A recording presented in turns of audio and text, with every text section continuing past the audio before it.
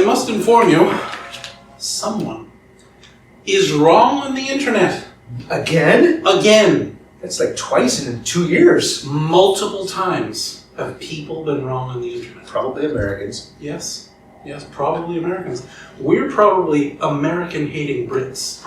That's what I read about. Probably are. We probably are. And I'm very grateful that you Americans came and saved us British folk twice. Yes, yes, our beans were scraped off the griddle. Yes, we'll get to that.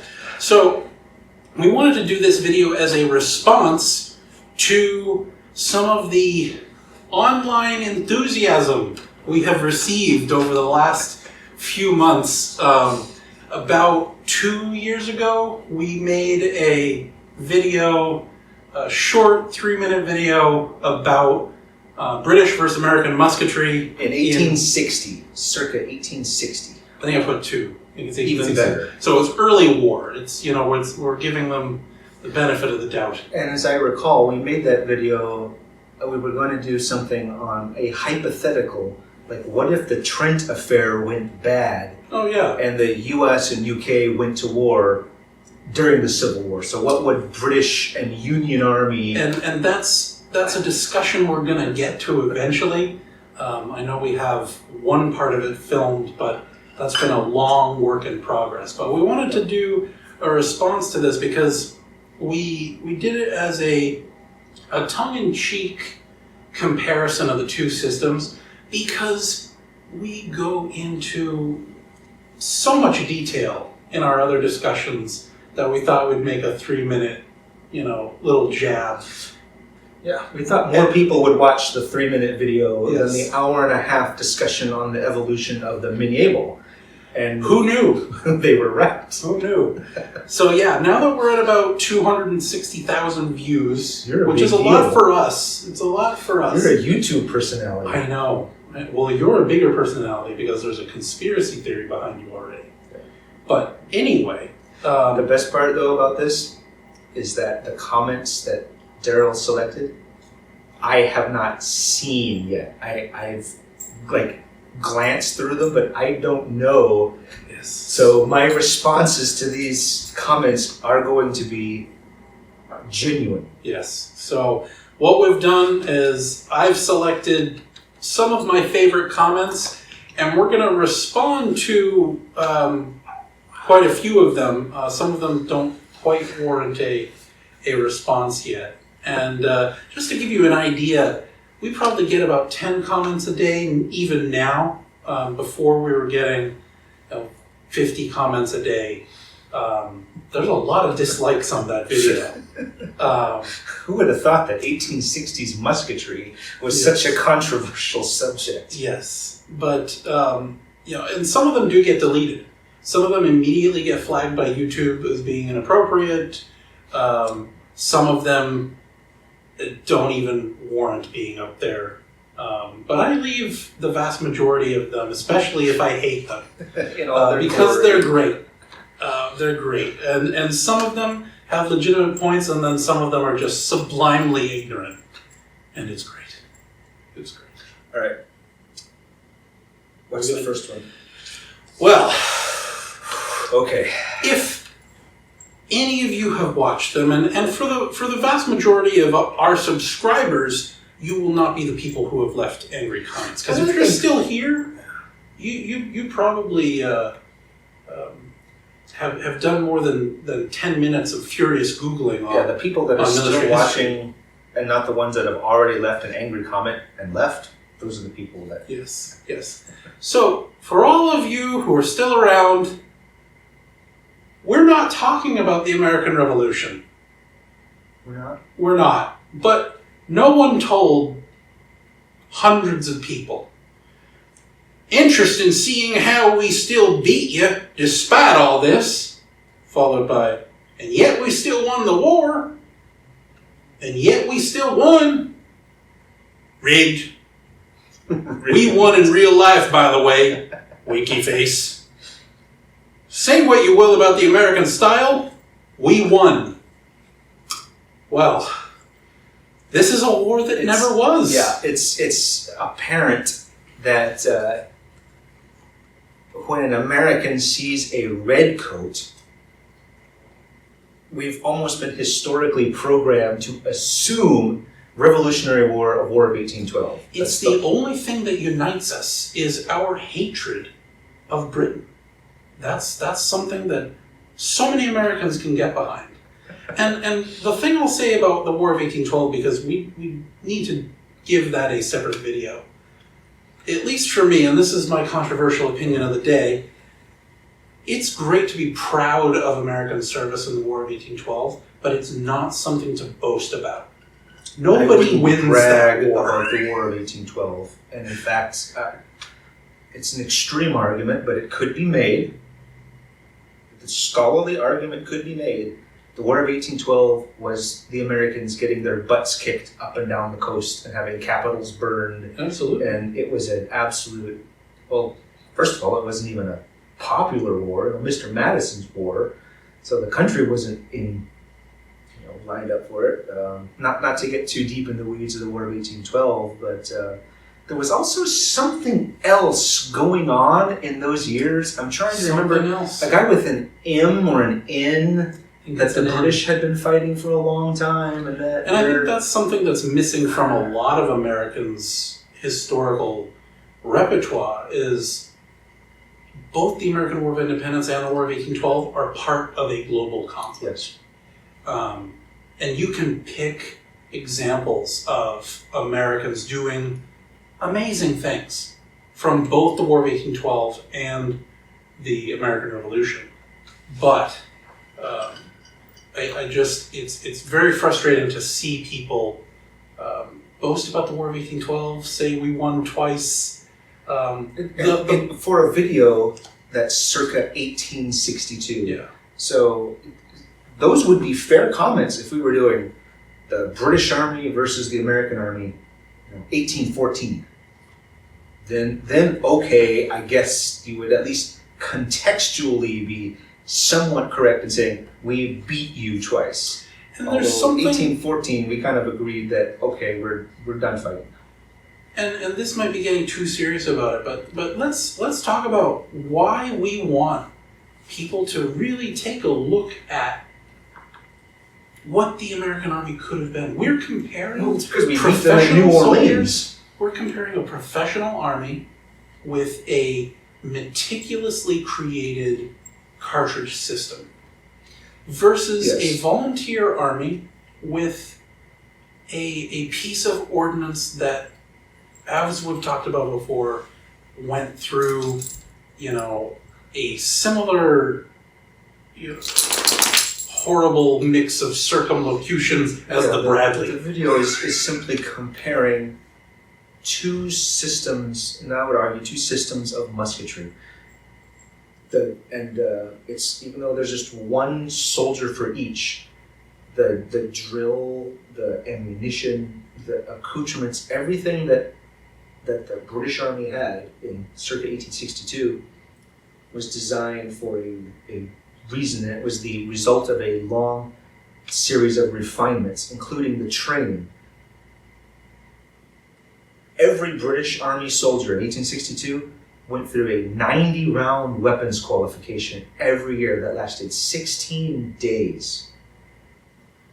Show me the U.S. Army soldier in 1862 that was firing 90 rounds a year. Even the regular army. Even the pre-war army. Yeah, exactly. The regular pre-war U.S. Army, all 24,000 of them, by the way, had no systematic musketry instruction. It did not exist. In fact, one of the later chiefs of ordnance, General Binet, said in the 1870s that he estimated, and he's the U.S. Army Chief of Ordnance in the 1870s, he estimated 1 in 3 American soldiers in the Civil War, at least in the North, the first time they fired their issued weapon was in combat. Now let's also address something that I don't have a specific comment for, but they're out there. That every American, particularly every Southerner, could hit the eye out of a squirrel at 500 yards. Well, normally they say 50 yards. Okay. Which, okay, I'll grant them that. Score of the 50 yards. I will grant them that. Say, all right, you've grown up in the fields, back county Arkansas, and you got to go shoot your squirrel for supper. Yeah. Like, okay, I'll grant you that with a, like a 36 caliber Kentucky rifle. Yeah. But that's not a military firearm. Big difference between shooting something at 50 yards and being able to shoot and hit something at 100, 400, 600, 800 yards. And the average soldier doesn't even know how to calculate that. Yeah, that distance estimation as a discipline, as a practice, did not exist in American Civil War armies. And that might be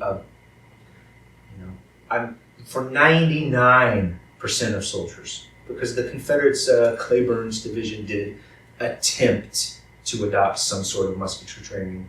And the reason why they were held back? The logistics. They didn't have ammunition. Yeah. There's not millions of rounds to waste on that. And we're in an active campaign. Yeah. So we're not going to be expending all this ammunition and training. But they kicked, we kicked their butts twice. Yeah. And I also didn't pick a specific one, but a lot of people are really excited about simian warfare. They really think that gorillas, apparently, and various other apes. Oh yeah, no, I know that the gorillas hide behind rocks and trees. Yes, and so like gorillas, not guerrillas, so like guerra, it's the gorillas, actual gorillas. Yeah, guerrilla warfare. Yes, guerrilla warfare. And I think that's something that we have in the works for a different video, dispelling the myth of the American guerrilla. But I think that's a fight for a different day. Oh, that'll be a great comment section. They'll have lots of likes on that one. Yes, I love the like ratio. So let's go with a positive one. Oh, good. Okay. The day, well, I don't know how to read this one, but the day I see a British soldier dressed in an old uniform shooting in what appears to be the Mojave Desert is the day I finally find my dad. His dad is dressed as a British soldier in I don't Mojave know Desert? how you're supposed to read that, but it's either a compliment to you or it's supposed to be something that'll never happen. I don't get it, but I think it's positive. Or you're someone's dad. Who knows? No For comment. everyone back east, and I know this because I've been searching for shooting ranges on the East Coast so that when I move out of state, I have somewhere to shoot. They don't have 1,000-yard shooting ranges out there. It's a 2-hour drive to the Mojave Desert. Been very lucky to be able to shoot at very long ranges. So, but yeah, obviously we are in a desert. But we are very lucky to be able to try out those 800,000-yard shots that were, it does, we find ones that kind of look like the Crimea. Crimea is a barren place. So. Barren, featureless desert? A barren, featureless desert. All right, what else do we have? Lincolnites trolled with facts and logic. That's my favorite one. And in fairness to everyone on the other side, there are some angry pro-British comments as well. But I love Lincolnites trolled with facts and logic. The next thing, I must inform you of something. Sharp is not a primary source. So I've been spitting bullets down the barrel this whole time in vain? Yes, because this gentleman, in the series Sharp teaches his soldiers to tear the powder bag with their teeth and bypass the rod by thumbing the rifle butt on the ground. Perhaps it meant thumping. Thumbing the rifle butt on the ground. Bypass the rod? Bypass the rod. Doesn't the Bible say something about sparing the rod? Were they talking about musketry? You're insufferable. Anyway, Sharp. So that's a video unto itself. I know. But you can't. It's not real. No, I have no idea where Bernard Cornwall got that from. Tear the powder bag? But yes, it's a piece of artillery. But and not to you mention, do not load the way profoundly dangerous that they loaded in Sharp. It's you do not spit the bullet No. down the barrel. No one ever did And that. I have seen there are people who've done it. Yeah. And there's videos. And on when YouTube, you're doing it with a flintlock, you're doing it over a primed you are musket. literally putting a loaded gun in your mouth. And if Don't if do that's it. how you want to They check out never on did it. YouTube. There's no reason to do it. It's a terrible idea. It's not effective. There's no use for it. It's just a cool fiction. But I love that people use that as evidence against us So here. we have to tear the powder bag. So that's what I got wrong. As the British soldier That's in this what you video, I got that wrong. I didn't tear the powder bag and thump. Yes, you did not spit the bullet. And I guess that's where we should start talking about the loading procedure, tearing versus biting the cartridge. And I'm gonna let's go to the next comment because I saved a good one for you. I love how unbiased means poking fun at Americans. Put it in his mouth for some reason. If you know history, we did and do lots of things different. We did this on purpose, striving to be separate and forging our own way. Plus, we hated the Brits and didn't like to do the things their way. Unbiased, my tuchus. There's a lot there. Yes. So to tearing the refresh cartridge. the Let me just memory. understand what this gentleman is saying. So aside from his is that patriotism, tearing the cartridge is a brilliant American invention yes, that separated the 19th century U.S. Army from all of those backwards Europeans. yes. Seems reasonable to me. I have nothing to American say. invention. I am convinced. I am also. Did he end it with educate yourself? Because I love the comments that end like the last two words. So- educate yourself. Now, my favorite thing. Anyway, to remind everyone, Oh my gosh. I said in the video when I was describing what Chris was doing, loading the mini ball. He was tearing the cartridge and said he puts it in his mouth for some reason. Because it's 1862. It's poking fun because the British system had moved on from tearing with the You teeth, had a very good reason to move on. and they had a lot of reasons to move on. That was some subtle British humor that flew I think over many most, people. Most people who follow us and watch our videos or read my books, they would get it. They would chuckle at it. So let's refresh everyone's memory. Why does Britain transfer to the tearing with the fingers? Two reasons. The first simple reason was that it was no longer necessary to bite. That's a holdover from the days of flintlocks. Because you need to hold up the musket, When you're holding the flintlock and you take the cartridge out, and this is to prime. when you're holding the musket here and you've got a cartridge here, how do you open it up? Yeah. You can't. You'd have to tear it. That was the most convenient way to tear it with the teeth. Prime the pan, close the frizzen. What do they call it? Cast about. Cast about. Yeah, and then powder ball down ram. Yeah. So it made sense. Percussion rifles, you're no longer priming with powder from the cartridge. But there was at first no real reason to change it. The soldiers were familiar with tearing. And it was only after the introduction, or the start of the introduction of the Pattern 53 Enfield rifle, which was a rifle. And so the cartridges for it had been greased in order to rifle musket ammunition. Bullets have to have some kind of grease on them to control the buildup of fouling. So that way you can get more than like 10 shots off. Yeah. And grease on the cartridge,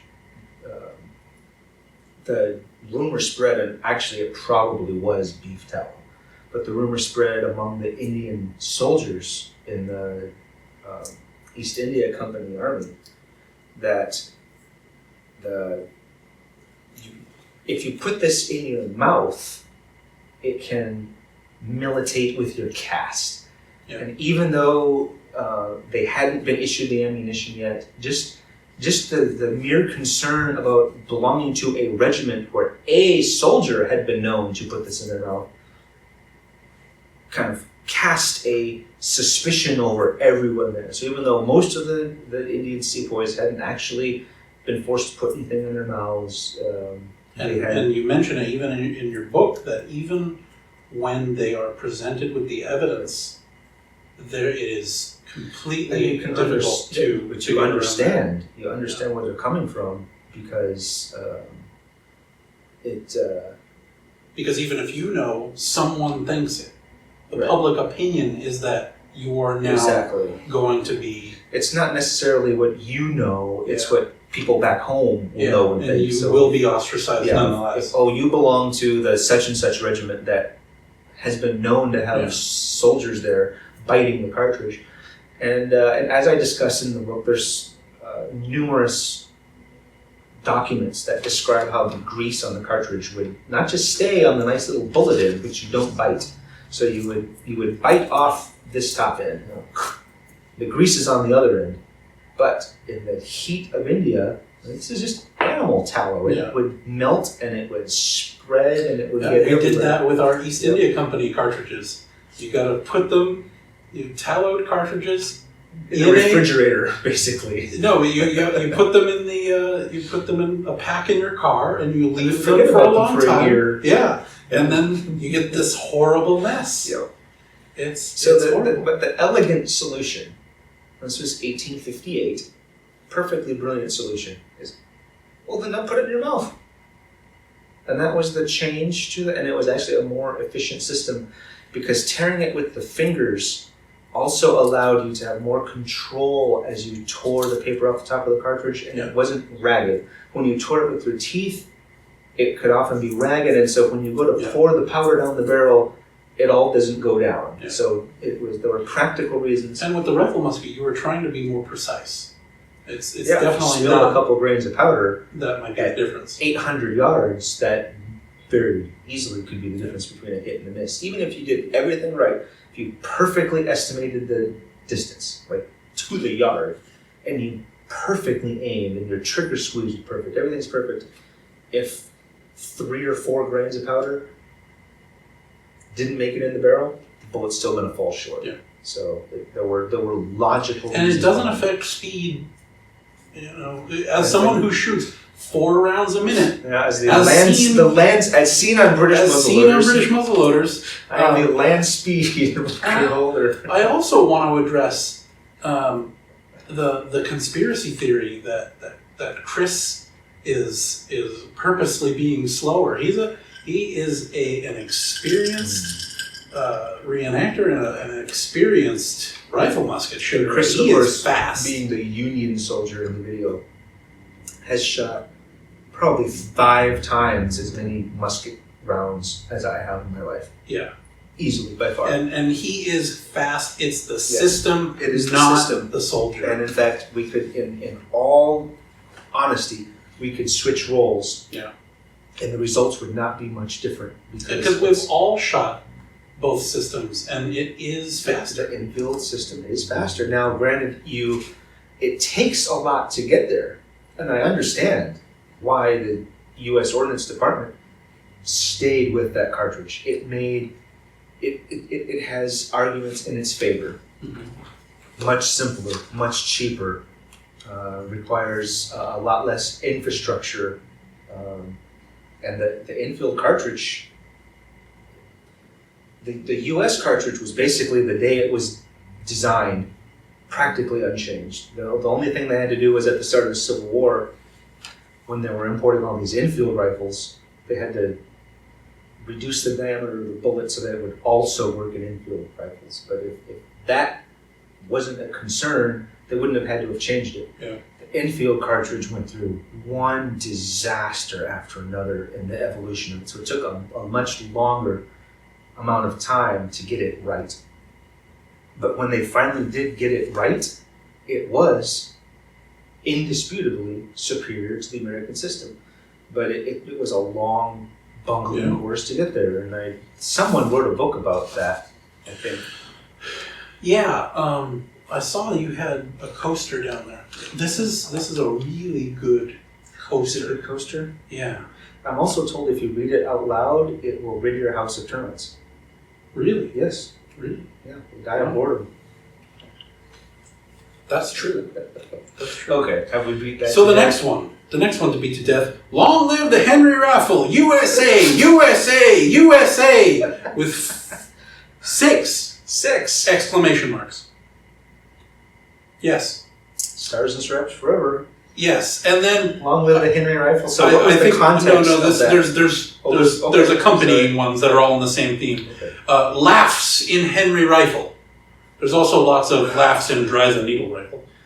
Perhaps the American wasn't as adept as the Brit with the musket in 1862, because in 1860 the Americans had the Henry 44 caliber rimfire lever action carbine with a 16-1 magazine capacity, which could be completely discharged before the first British musket shot was even loaded. You okay? I'm convinced they're right. They are right. We gotta retract the video, take it down. The Americans had the Henry Rifle. Perfect. Wow, I cannot. I am boxed into a corner by the ironclad logic of this argument. Yes. For the most part. For the most part. So they say 16 plus 1. Yes. So you're going around with your Henry rifle, and you got one. So you load the tube all the way up, right? And then you put one in the chamber so that you get 17. Okay, so let's address the repeater argument. This is 1862, right? And he's saying. Well, so he's saying that in 1860 had the Henry rifle. Yeah. Who was one of my favorite people, by the way? Who was the chief of ordnance for the United States Army in 1862?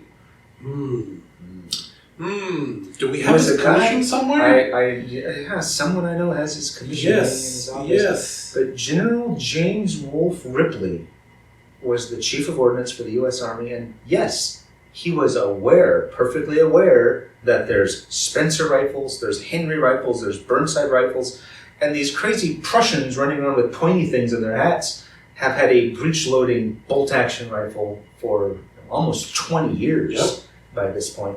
And he chooses not to produce them because the U.S.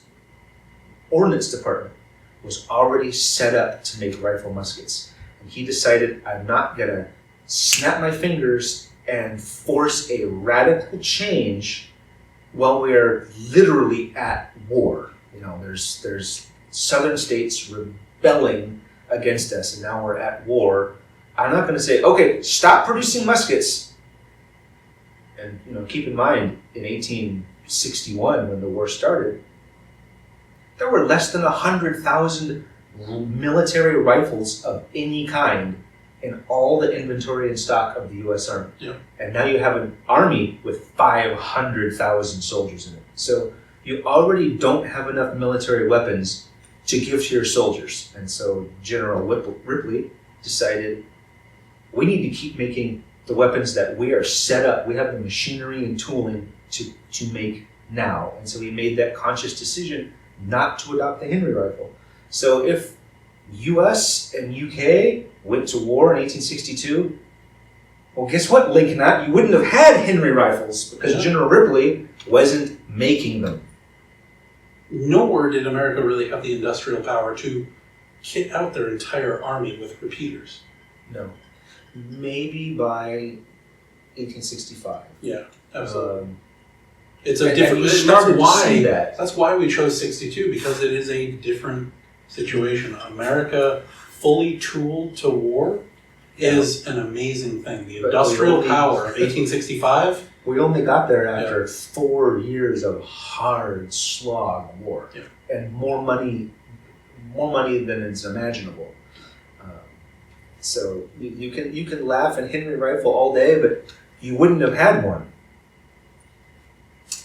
Nor does it have the range or the power, or the stopping power.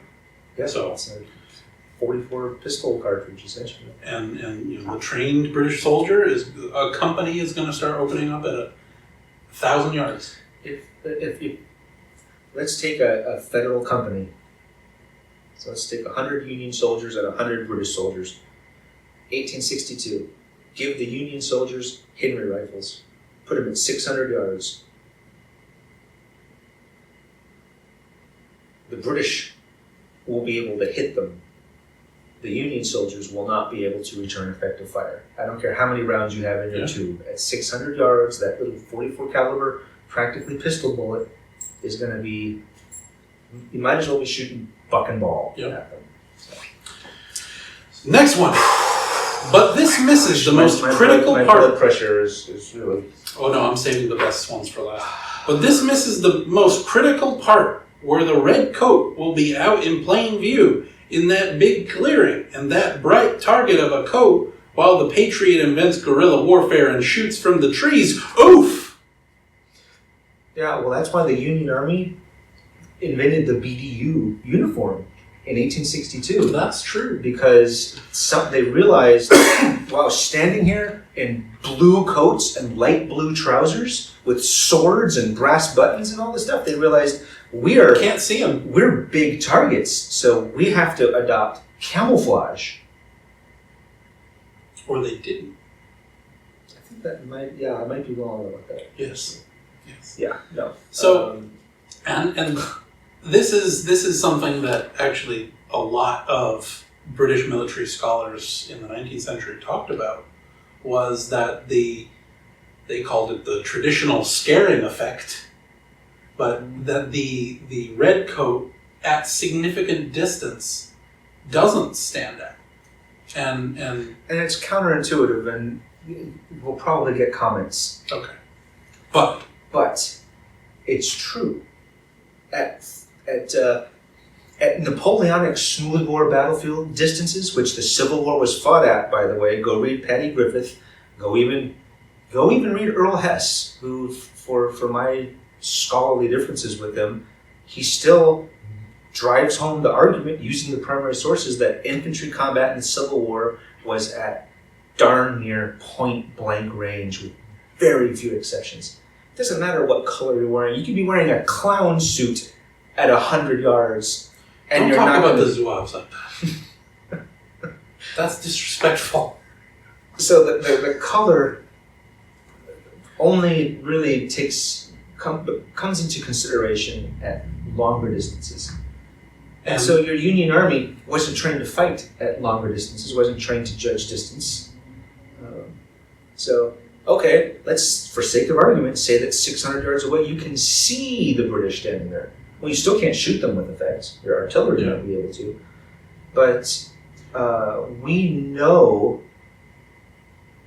from experience. Yes, so let me share our story of the red coat being, not the thing that stands out. Because even when we know that the red coat doesn't stand out, we kind of thought maybe it'll stand out. Because we were hoping. We were actually hoping. We were hoping it would stand would out. be able to see the red coats. We were shooting out in the Mojave. Out in the Mojave Desert, is what it says. Where's Dad?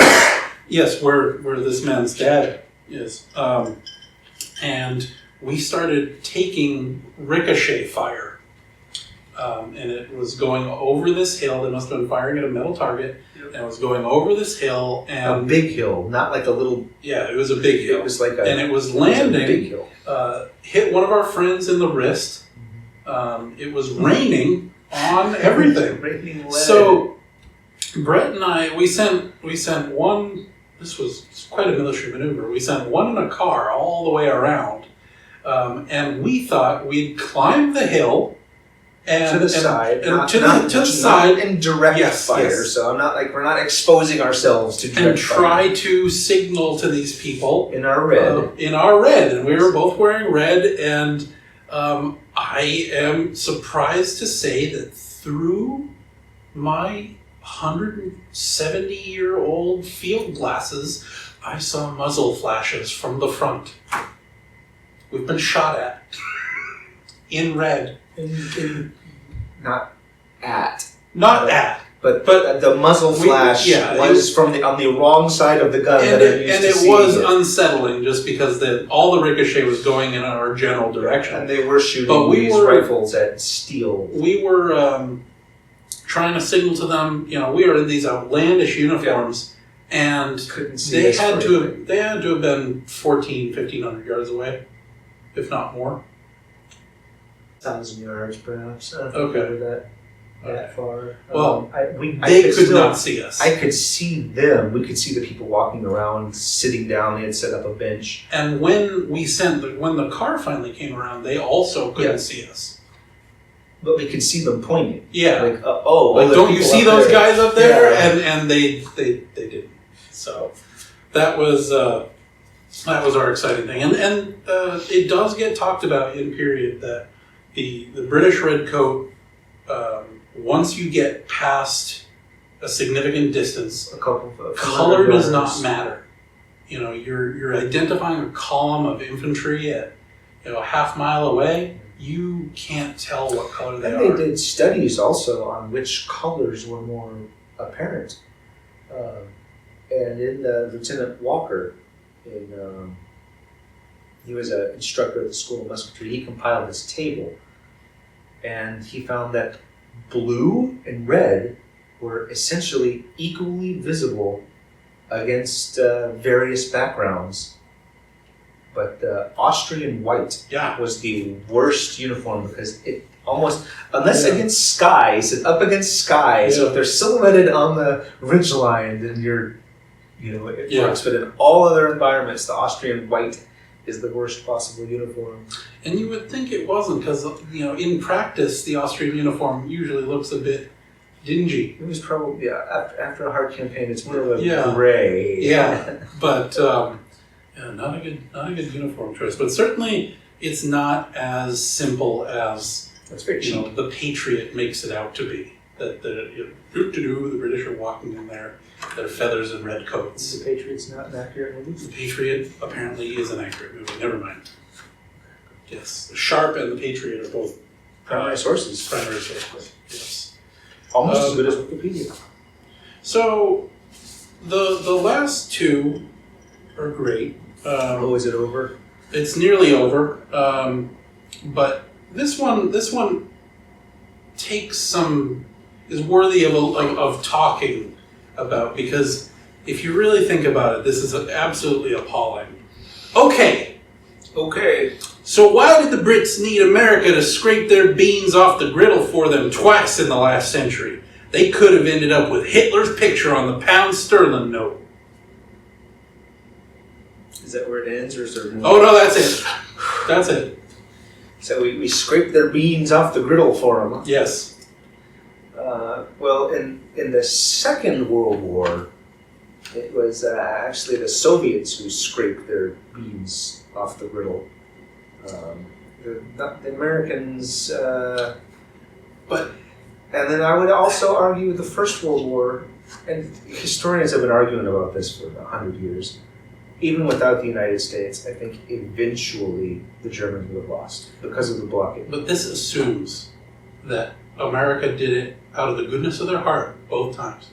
Well, we had nothing else going on. We were bored. We had this big army. And we were like, might as well. I guess we might as well scrape that beans off the griddle.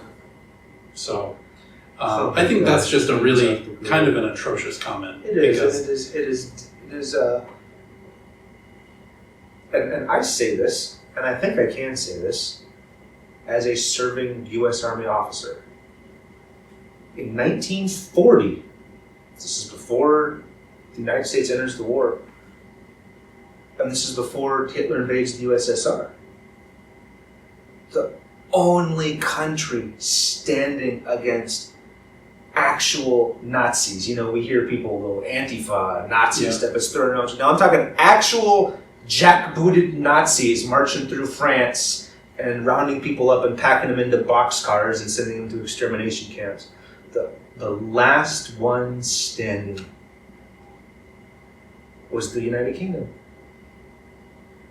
And if that domino had fallen, I don't think we could have. We'd have eventually, even if a Pearl Harbor happened, which it probably wouldn't have, if the UK had fallen, we wouldn't have had a base to stage out of. But we would have taken over Iceland or something. My grandfather went to England in 1943 and spent a year training for the invasion. And we had a base for daylight bombing that, it's been argued how effective it was, but it's hard to wage an industrial war when all your factories are being bombed around the clock by the Americans by day, British by night. And ironically, the aircraft that would eventually drop the atomic bomb on Japan, the B-29 Superfortress, the only reason we developed that plane was so that we could bomb Europe from bases in the United States or from Greenland. They had to have that massive long range. So we were already preparing for the possibility. Yeah. So to say that, we had to go scrape their beans off the griddle, I think the perspective needs to be reversed. I think we need to look to the British people and say, wow, thank you for holding out as long as you did. During a blitz, being bombed, London's being bombed, and they put up with V1s and V2s, and they were a degree away from starvation because 800 submarines were sinking every ship they could set their sights on in the Atlantic. What do we have in the United States? Oh, gasoline rationing. Oh well, life is hard, isn't it? Sugar ration. And so it just exposes the ignorance of the comment that we were both. It took the special relationship of two very like-minded countries with so much I would in hope common. if you're all the way into this video, you'd understand that it was a tongue-in-cheek, but Britain at the end of the day is our ally. Well, I love that people assume we were British. Yeah, I know. Like in the Mojave. It's great. It's all I've ever wanted. We're standing in the Bristol desert out there. Yes. the Herefordshire sands. Yes. Yes. But it's a tongue-in-cheek thing. It's part of our comparison because I think when you study the Civil War, you should know the American shortcomings. You should know what both sides. And there are definitely things that I would argue that the U.S. Army did better. I mean, you could the Peninsula Campaign. McClellan looked at the unmitigated disaster of the British Crimean force projection, and then did it here. Copied it, but learned from all those lessons. So we definitely did that better. This Enfield rifle, this original Enfield rifle, was made by machinery that was made by the Ames Manufacturing Company in Chicopee, Massachusetts. Yep. So the British Army was using American machinery to build the Enfield rifle. So there's things that we did better, and if you want to hang our hat on some proud points, there's valid things to say that in the mid-19th century we did some things really well. But to get musketry was not one of them. Yes, musketry was not one of them. But I would hope in a tongue-in-cheek jab at the lack of American musketry professionalism, people wouldn't get absolutely incensed. I think the technical term is butt hurts now. Ah, yes, that is the technical term. So I'd like to end with an innocuous comment. So a positive note? Okay. Ending on a positive note. Okay, if you think so. I hope they remembered to pick up those empty cartridge papers. Keep your battlefield clean and beautiful. Don't litter. Well, the paper generally is biodegradable. Yeah, it's a great comment on sustainability and being environmentally conscious. It's paper. It's not only is it paper, but it's cotton rag. Oh, paper. and his profile picture is a Klan cross. So he's an environmentally conscious Klansman. Yes. We Well, have that's all good. kinds leaving YouTube comments. I give up. Even when they're innocuous comments, they're somehow atrocious. So the best comment you gave was from the Klan. Oh my god. And we did actually get some really positive comments. So thank you. Yeah. If you did leave some positive comments, we hope that it prompts discussion, because that's what our And as you our keep goal saying, is. it drives the YouTube algorithms. All comments are good comments in the eyes of the algorithm. I don't know what the hundreds of thumbs downs do, but hopefully it drives more views. Oh yeah. Oh yeah. It's very rare that I click thumbs down on something, but we really we inspired people. Really mad. We inspired to go dislike. Yes. Like. Yeah, because they scraped our beans off the griddle, and it was apparently about the American Revolution. Just to distill it down to the most basic level, I think most of the viewers, especially tapping into the vein of the general population, apparently. I forgot to mention that because Rob told me that hey, it looks like you've tapped into a vein of the general population. As even Rob with British muzzleloaders also gets a lot of angry comments, even on I know. I write several. Even on our Alberta shoot one, it started to get into this intense discussion of Russians, and there was a lot of weird pro-Russian nationalism against the Crimean War on there. But it was great to have his support. That you didn't. It's not a stupid video. It's just you've tapped into the general population who can't distinguish between the American Revolution and the vein of the general population didn't understand what we're trying to do. No. And I'll say it, we're probably too ignorant to realize we weren't fighting a war in 1862. Yes. And that your silly little Kilmarnock hat is not a Capt hat. That's what they notice. Yes. Did anyone notice that my leathers were the Confederate Enfield? Yes. They did. Actually, no, I don't think anybody noticed that. Okay, but We just, the rifles had black leathers.